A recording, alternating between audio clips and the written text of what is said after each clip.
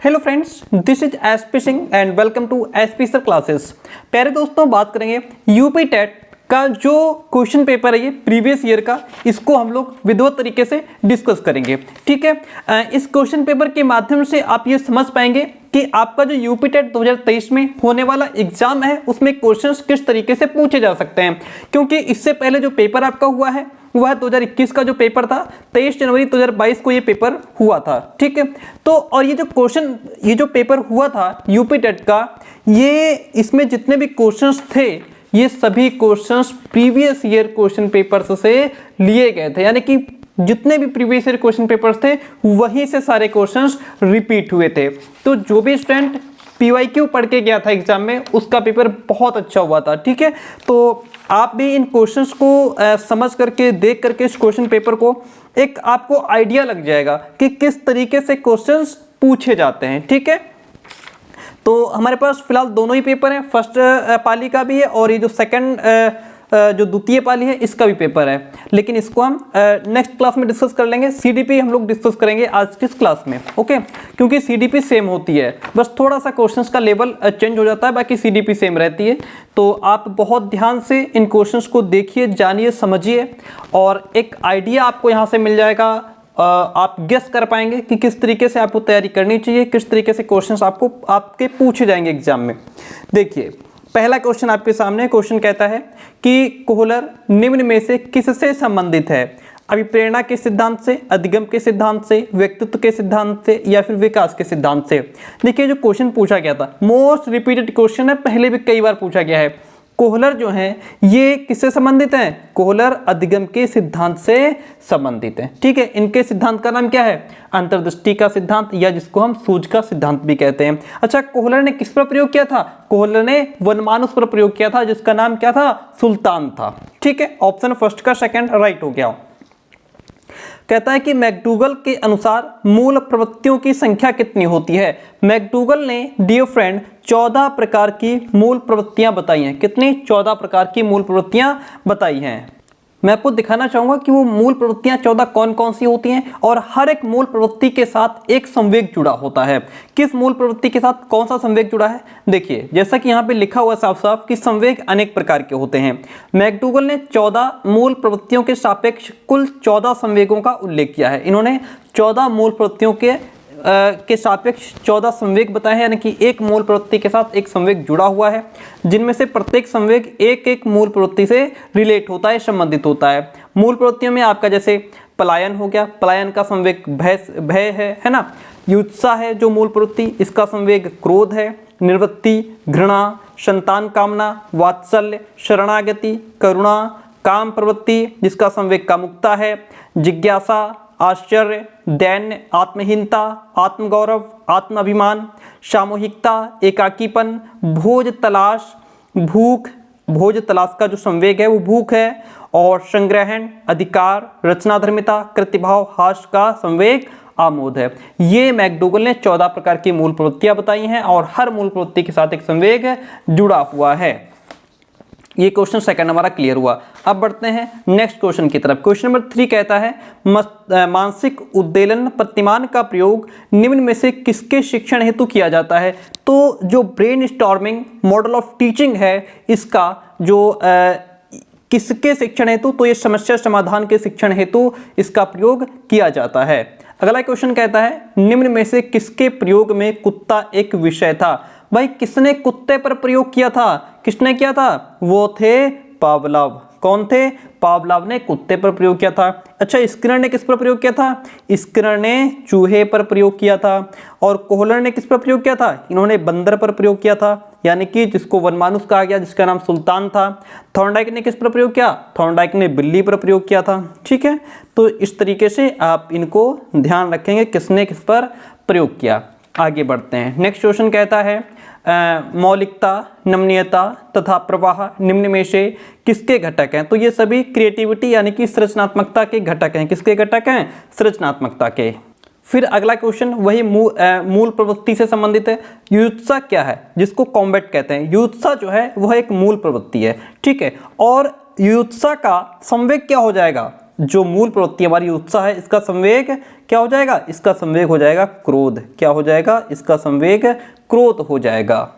Question number 7 is बालकों के सामाजिक विकास को प्रभावित करने वाले तत्व कौन कौन से हैं? बालक का जो सोशल डेवलपमेंट होता है उस पर किन किन चीज़ों का प्रभाव पड़ता है? तो उसमें देखिए, जो भी हमारा सोशल एनवायरनमेंट होता है उसके अंतर्गत जितने भी एलिमेंट्स आते हैं, जितने भी तत्व आते हैं, चाहे वो आंतरिक हो, बाहरी हो, कोई भी हो, सबका प्रभाव पड़ता है बालक के सामाजिक विकास पर, बालक के सोशल डेवलपमेंट पर।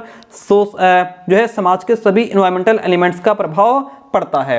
अगला क्वेश्चन कहता है शारीरिक विकास का एक प्रमुख नियम निम्न में से कौन सा नहीं है? किसका? शारीरिक विकास का। देखिए, शारीरिक विकास का कौन सा प्रमुख नियम निम्न में से कौन सा है? सॉरी, मैं गलत बोल गया, नहीं ऐसा नहीं है। क्वेश्चन ठीक से पढ़िए। शारीरिक विकास का एक प्रमुख नियम निम्न में से कौन सा है? वह है आपका द्रुतगामी विकास का नियम। ठीक है, जो द्रुतगामी विकास का नियम है यह शारीरिक विकास का एक प्रमुख नियम है, जिसको लॉ ऑफ रैपिड ग्रोथ भी कहते हैं। अगला क्वेश्चन है निम्नलिखित में से कौन सा विकास का सिद्धांत नहीं है? कौन सा विकास का सिद्धांत नहीं है? देखिए, अनुकूलित प्रत्यावर्तन का सिद्धांत जो है ये विकास का सिद्धांत नहीं है डियर फ्रेंड। ये किसका सिद्धांत है? ये अधिगम का सिद्धांत है। ठीक है, अधिगम का सिद्धांत है। जो किसने दिया है? जो कि पावलोव ने दिया है। यह विकास का सिद्धांत नहीं है, अधिगम का सिद्धांत है। बाकी चाहे आपका समान प्रतिमान का सिद्धांत हो, परस्पर संबंध का सिद्धांत हो, निरंतर विकास का सिद्धांत हो, ये तीनों ही किसके सिद्धांत हैं? ये तीनों ही विकास के सिद्धांत हैं। ओके, आगे बढ़ते हैं। क्वेश्चन इज विकास के परिणाम स्वरूप नवीन विशेषताएं और नवीन योग्यताएं प्रकट होती हैं। यह कथन किसने दिया है? यह कथन हरलॉक ने दिया है। किसने? हरलॉक ने। Next one question is 11 number. देखिए, पूर्व अनुभव के आधार पर, जो आपको पहले से एक्सपीरियंस है उसके बेसिस पे संवेदना को अर्थ प्रदान करना प्रत्यक्षीकरण कहलाता है, परसेप्शन कहलाता है। ओके, सीखने में प्रयास व भूल के सिद्धांत का प्रतिपादन किसने किया है? सीखने में जो प्रयास और भूल का जो सिद्धांत यानी कि law of trial and error जो थ्योरी है वो किसने दी है? थॉर्नडाइक ने दी है। किसने दी है? थॉर्नडाइक ने दी है, जिन्होंने किस पर प्रयोग किया था? बिल्ली पर प्रयोग किया था। क्वेश्चन नंबर 13 कहता है कि औसत बुद्धि वाले बालकों का बुद्धि लब्धि स्तर क्या होता है? यानी कि जो औसत बुद्धि वाले बालक होते हैं उनका आईक्यू लेवल क्या होता है? तो देखिए, मोस्टली जो इंसान होता है वो उसका एवरेज 90 से 110 होता है। कितना होता है? 90 से 110 होता है, या 90 से 109 होता है। यहाँ पे 110 भी लिखा हो सकता था। ओके, एंड निम्न में से कौन तरल क्रिस्टलीय बुद्धि के प्रतिमान के प्रतिपादक कौन थे? तो तरल क्रिस्टलीय बुद्धि के प्रतिमान के जो प्रतिपादक थे वह कैटल थे। कौन? कैटल। क्रिया प्रसूत अधिगम सिद्धांत का प्रतिपादन किसने किया? क्रिया प्रसूत अधिगम सिद्धांत का प्रतिपादन करने वाले स्किनर थे। कौन थे? स्किनर थे। अगला क्वेश्चन कहता है ब्लूप्रिंट निम्न में किसका महत्वपूर्ण घटक है? जो ब्लूप्रिंट है यह परीक्षण निर्माण का महत्वपूर्ण घटक है। किसका है? परीक्षण निर्माण का, यानी कि टेस्ट कंस्ट्रक्शन का। Okay, option A is the right one over here. अगला क्वेश्चन कहता है विकास की पूर्व संक्रिया अवस्था निम्न में से किसने दी थी? आप सभी को पता है, जग जाहिर हैं, जीन पियाजे, जिन्होंने जो है कि 4 प्रकार की संज्ञानात्मक अवस्था बताई है। कितनी? 4 प्रकार की नहीं, इन्होंने कॉग्निटिव डेवलपमेंट की 4 स्टेजेस बताई हैं। किन्होंने? पियाजे ने। जिसमें ये जो पूर्व संक्रिया की अवस्था है यह है इनकी दूसरी अवस्था है। कौन सी है? ये दूसरी अवस्था है। ठीक है, विकास की जो पूर्व संक्रिया अवस्था है ये दूसरी अवस्था है, जिसका जो समय होता है वो 2 से 7 वर्ष का होता है। ठीक है, तो ध्यान रखिएगा, पियाजे ने कॉग्निटिव डेवलपमेंट की 4 अवस्थाएं बताई हैं। पहली अवस्था 0 से 2 वर्ष, फिर 2 से 7 वर्ष, फिर 7 से 12 और फिर उसके बाद जो है कि 12 से 15 तक।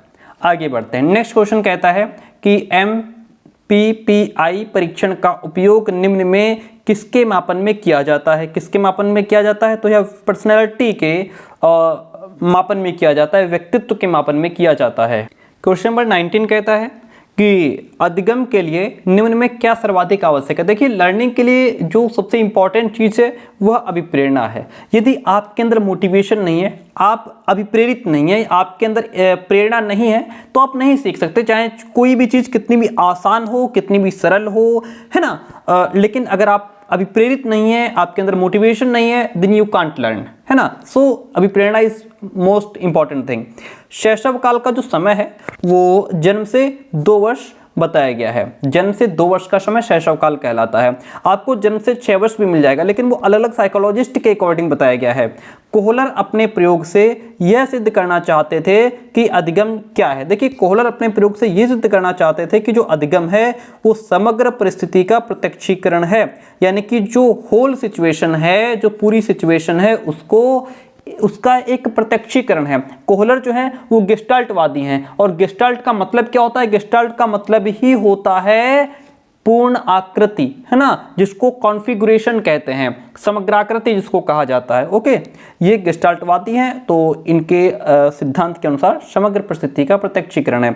समग्र परिस्थिति का प्रत्यक्षीकरण का मतलब, जैसे मान लीजिए आपने कोई कार देखी, ठीक है, आपने सड़क पे जाती हुई कार देखी, तो आप सिर्फ कार को देखेंगे, ना कि ये देखें कि उसके पार्ट्स को ध्यान में रखेंगे कि इसके पहिए कैसे हैं, इसका जो है कि लाइट कैसी है, शीशे कैसे हैं, या और चीज़ें।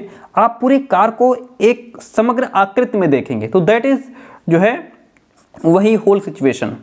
किसने पाठ योजना की पंचपद प्रणाली प्रतिपादित की थी? किसने प्रतिपादित की थी? हर्बर्ट ने। किसने प्रतिपादित की थी? हर्बर्ट ने। निम्नलिखित में ग्रंथियों के आधार पर व्यक्तित्व के विभिन्न प्रकारों की चर्चा किसने की है? वो करने वाले कौन थे? कैनन। कौन है? ग्रंथियों के आधार पर व्यक्तित्व के विभिन्न प्रकारों की चर्चा कैनन ने की है। क्वेश्चन नंबर 24 आपके सामने है। संरचनात्मकता मौलिक परिणामों को अभिव्यक्त करने की मानसिक प्रक्रिया है। यह किसका कथन है? यह क्रो एंड क्रो का स्टेटमेंट है। किसका स्टेटमेंट है? क्रो एंड क्रो का स्टेटमेंट है। क्वेश्चन नंबर 25 आपके सामने। क्वेश्चन 25 कहता है B.F. स्किनर के अनुसार बच्चों में भाषा का विकास कैसे होता है? B.F. स्किनर ने किस पर प्रयोग किया था? इन्होंने चूहे पर प्रयोग किया था। इनके अकॉर्डिंग बच्चों में जो लैंग्वेज डेवलपमेंट होता है वह अनुकरण और प्रबलन के फलस्वरूप होता है। अनुकरण का मतलब होता है इमिटेशन, यानी कि नकल करना, और फिर उसको रीइंफोर्समेंट देना। मान लीजिए आप कुछ बोल रहे हैं, बच्चे ने उसको कॉपी किया, उसका इमिटेशन यानी कि उसका अनुकरण किया। बच्चा भी उस तरीके से बोलने का प्रयास कर रहा है, आपने उसको प्रबलन दिया, आपने उसको बोला शाबाश बेटा, वेरी गुड, है ना, तो बच्चा क्या करेगा? बेहतर सीखेगा, वो कोशिश और करेगा, एफर्ट करेगा। ठीक है, ये होता है रीइंफोर्समेंट, प्रबलन। ओके, मूल प्रवृत्तियों को 14 प्रकार से डैश ने वर्गीकृत किया है। ये मूल प्रवृत्तियों से रिलेटेड हमको 3 क्वेश्चन इसी में मिल गए। देखिए, ये किसने किया है? मैकडूगल ने। ठीक है, 14 प्रकार की मूल प्रवृत्तियां मैकडूगल ने बताई है। हर मूल प्रवृत्ति से एक संवेग जुड़ा हुआ है। किसी दूसरी वस्तु की अपेक्षा एक वस्तु पर चेतना का केंद्रीकरण अवधान है। यह स्टेटमेंट किसका है? यह डमविल का कथन है। किसका कथन है? डमविल का कथन है। क्वेश्चन इज, अगला क्वेश्चन कहता है, देखिएगा, क्वेश्चन कहता है निम्नलिखित में से किसका नाम सुजनन शास्त्र के पिता से जुड़ा हुआ है? किसका नाम जुड़ा है? गाल्टन का नाम जुड़ा हुआ है सुजनन शास्त्र के पिता के रूप में। 12 वर्ष से 16 वर्ष के बालकों के लिए हिंदी में डॉक्टर एस जलोटा ने कौन सा परीक्षण प्रतिपादित किया है? उन्होंने साधारण मानसिक योग्यता परीक्षण का जो है प्रतिपादित किया है। आगे बढ़ेंगे। बुद्धि के द्विकारक सिद्धांत का प्रतिपादन किसने किया? बुद्धि के द्विकारक सिद्धांत का प्रतिपादन स्पीयरमैन ने किया, आप सभी को पता होगा। तो आज के सीडीपी के ये 30 क्वेश्चंस हम लोगों ने डिस्कस कर लिए। ओके, आपको सभी क्वेश्चंस का आंसर भी मिल गया। अब ये जो कक्षा 6 से 8 तक के लिए जूनियर लेवल जो पेपर हुआ था आपका, ठीक है, इसी डेट में, इसको हम नेक्स्ट क्लास में डिस्कस कर लेंगे। तो उसके लिए आप चैनल पर एक्टिव रहिए, और बाकी इसके जैसे हिंदी कॉमन होती है, हिंदी हम लोग डिस्कस कर लेंगे, और बाकी सब्जेक्ट्स भी डिस्कस कर लेंगे। ठीक है, तो चैनल पर एक्टिव रहिए, और बहुत जल्दी आपको नेक्स्ट क्लास में मिलेगी। Thank you so much.